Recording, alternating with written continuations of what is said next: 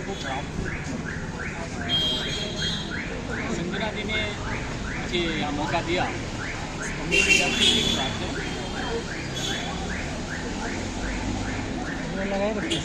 यहाँ पे जाकर मेरे लिए खुशी की बात है कि एक ऐसे समय में, एक ऐसी जगह में, एक साहित्य और कला की दुनिया को प्रेम करने वाले इतने लोग, इतनी बड़ी संख्या में लोग मौजूद हैं, वहाँ खुले मंच पर आकर के कविता पाठ करना मेरे लिए एक खुशी की बात होगी।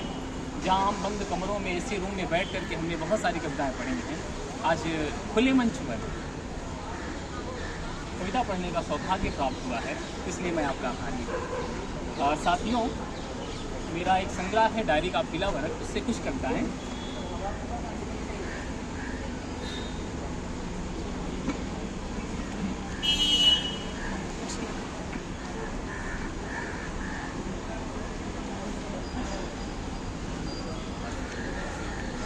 इन वर्षों में मैंने केवल तुम्हारा इंतजार किया, यह जानते हुए कि इंतजार करना हमेशा सुखदायी नहीं होगा। गर्मियों के दिन तुम्हारी स्मृतियों में बोनसाई की तरह गुजरे, और सर्दियों के कंबलों की तरह जिन्हें सर्द रातों में उड़ता बिछाता रहा। एक रात कॉरिडोर में चक्कर काटते हुए मुझे लगा मैं इस धरती का सबसे निकम्मा आदमी हूँ, किंतु जिस क्षण मैंने सोचा कि बेकार में खाली बैठने से बेहतर है कि मैं तुम्हारे लिए एक ख्वाब देख सकूं। एक कविता है शैलजा। एक अंतराल के बाद दूर की प्राचीरों पर खुरच खुरच कर लिख रहा हूँ तुम्हारा नाम, ताकि जब कभी लौटो मेहरानगढ़ के बुर्जों, लंबी ऊंची दीवारों को स्पर्श करते हुए पढ़ सको अपना नाम शैलजा। यह नाम तुम्हें तुम्हारा पिता नहीं, तुम्हारा आदि प्रेमी दे रहा है। आओ शैलजा शैल पृष्ठों पर, लताओं तल पत्रों पर, आओ कि तुम्हारा सारंग तुम्हें पुकार रहा है मंत्रवत। आओ कि हृदय से बह चले अंतः सलिलाएं। आओ शैलजा कि तुम्हारे संग जी लूं, भर भर अंजलि पी लूं, तुम्हारा इसमें अभी जीवन के इस एकाकीपन में तुम दीप 84 मेरी सांझ भावनाओं में जल उठी हो, फूल बन खिल उठी। राग यमन गुनगुनाते हुए सो गया, स्वप्न में तुम्हारा हाथ पकड़कर मेहरानगढ़ की सीढ़ियों पर चढ़ता चला जा रहा हूँ। एक के बाद एक कहीं कोई गा रहा है गीत, कहीं फूल बरस रहे हैं, कहीं रंग, कहीं जल रहे हैं दीप। आहा, कितना सुखद है तुम्हारी भावनाओं में दीप जलते चले गए।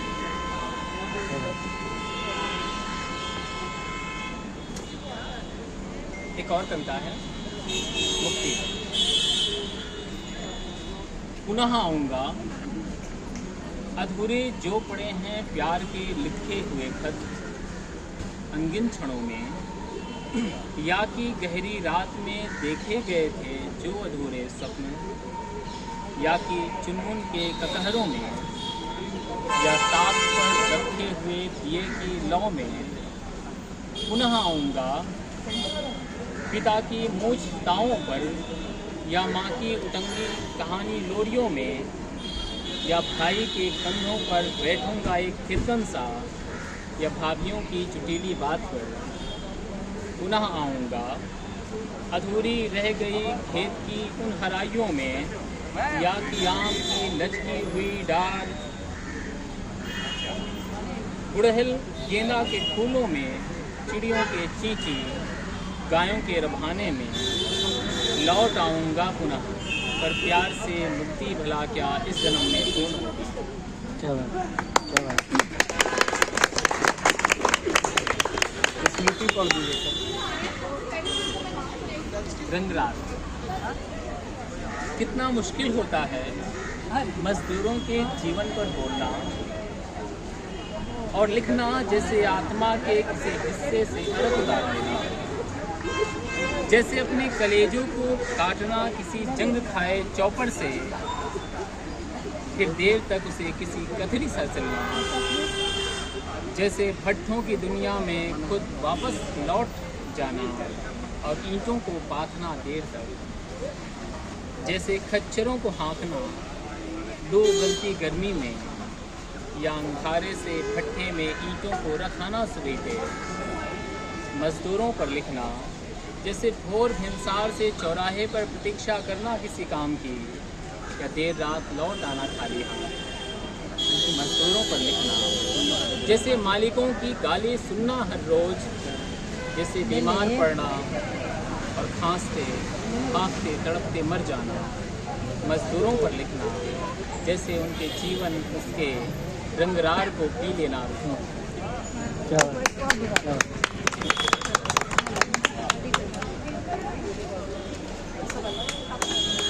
जैसे खच्चरों को हाँकना लो गलती गर्मी में, या अंगारे से भट्ठे में ईंटों को रखाना सुबह के।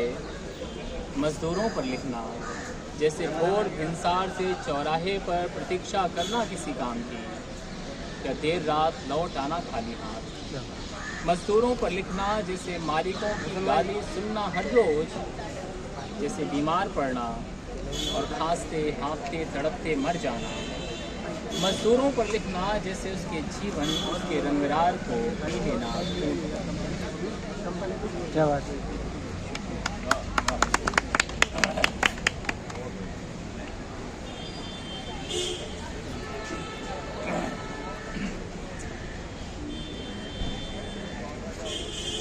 कनॉट प्लेस मेरे लिए एक सुलगती हुई सिगरेट है। क्या बात है। बस आवाज से थोड़ी पीछे था तो। कनॉट प्लेस मेरे लिए एक सुलगती हुई सिगरेट है, जिसे दो चार कश खींचने के बाद जूतों से मसल देगा। क्या बात है, बहुत सुंदर, क्या बात है। दूसरी, मैं तुमसे प्यार करता हूँ, यह दुनिया की सबसे छोटी कविता है और सबसे बड़ा महाकाव्य, जिसे हम दोनों ने मिलकर लिखा। क्या बात है, क्या बात है, बहुत साधारण है। जैसे आसमान का सफेद बादल मेरे सिगरेट का धुआं हो, और तुम्हारा चेहरा उसके वलय में आंख मिचौली करता कोई चांद। सुंदर।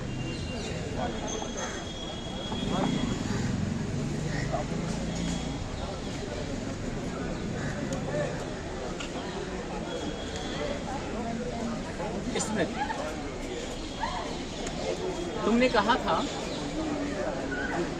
मेरे बाद तुम मेरी स्मृतियों के रहोगे, जैसे अभी, बिल्कुल अभी तुम मेरे हो। मैंने खुले आसमान की तरफ देखा, हवाओं में हाथ उछालते हुए कहा, हाँ मैं तुम्हारे बाद भी रहूंगा सिर्फ। क्या बात है, क्या बात। क्या बात है। जी, मृत्यु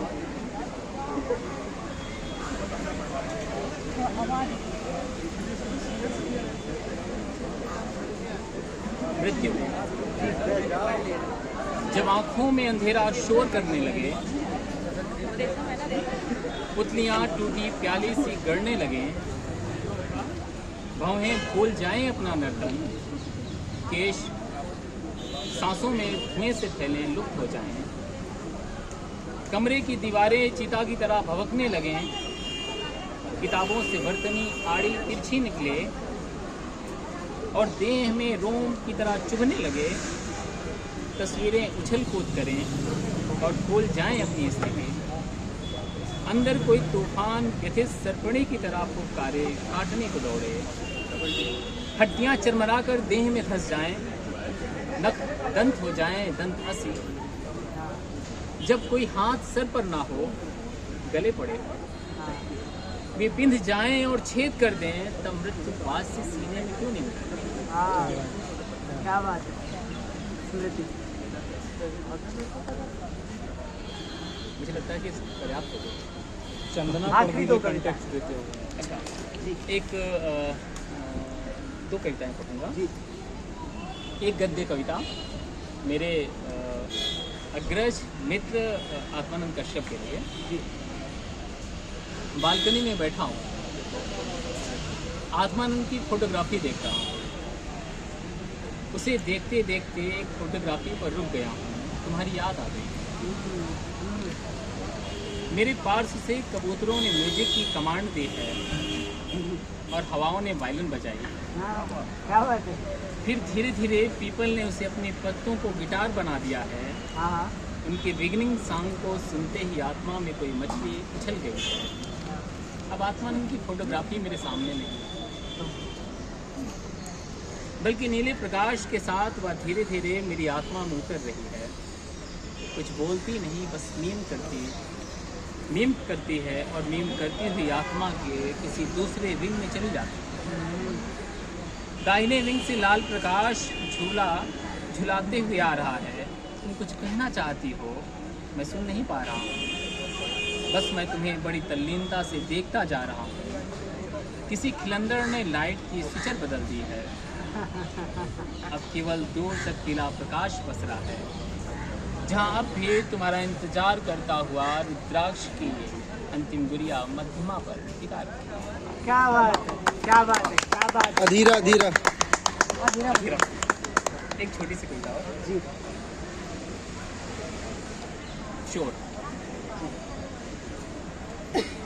शोर सन्नाटे के विरुद्ध की गई क्रांति है मेरे दोस्त। हाँ हाँ, क्या बात है।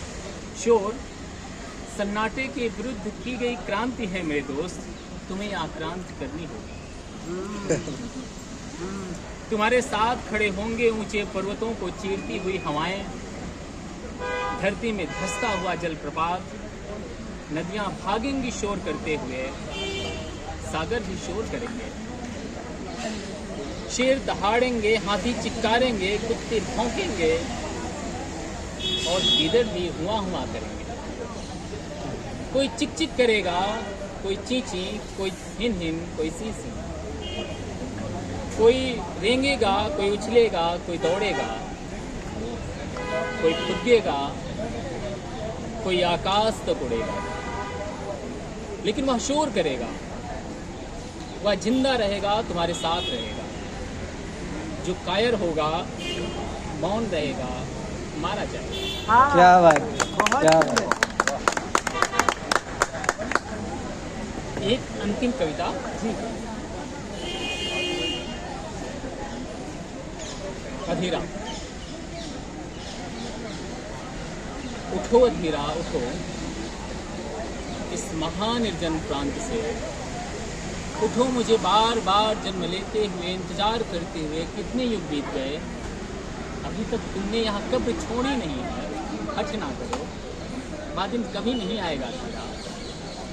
अधीरा, तुम संसार की महान योद्धा तो नहीं थी, जैसा कि लोगों ने तुम्हारे बारे में लिखा है, कि जैसा कि मैं तुम्हें जानता था। तुम स्वयंभू हो अधीरा। तुम्हें जानती है तुम्हारी देह, तुम्हारी धरती, जहाँ उपजाए थे तुमने किस्म किस्म के फूल, बनाए थे पोखर, पाली थी गाय, कुत्ते, हिरन के बच्चे, गिलहरी, तोता, मैना और बहुत कुछ।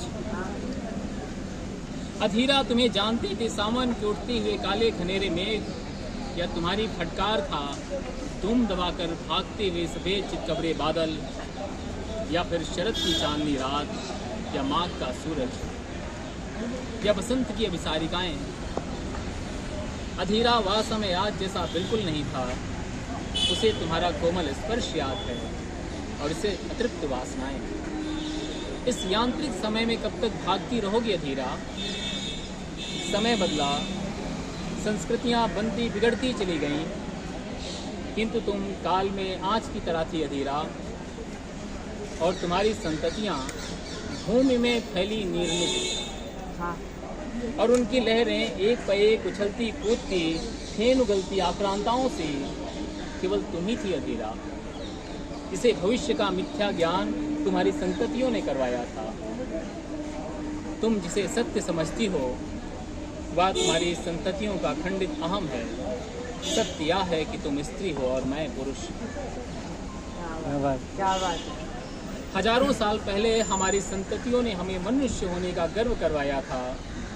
परिणाम यह हुआ कि 84 लाख योनियों में भटकते हुए आज हम एक दूसरे से अलग थलग मिलन के गीत गाते, शोकाकुल, अधिक अलक्षित। हाँ। वह समय जंगल नहीं था आज की तरह। प्रकृति हमें ओढ़े हुए थी, हम उसी अलौकिक समय के जाए थे। हम नदियों, गंगराओं में भस्मीभूत पूर्वज साथ थे हमारे।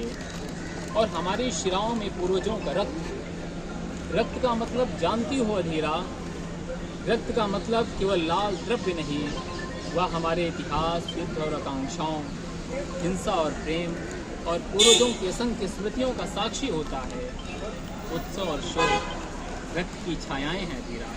धन्यवाद। क्या बात है, बहुत सुंदर, बहुत सुंदर।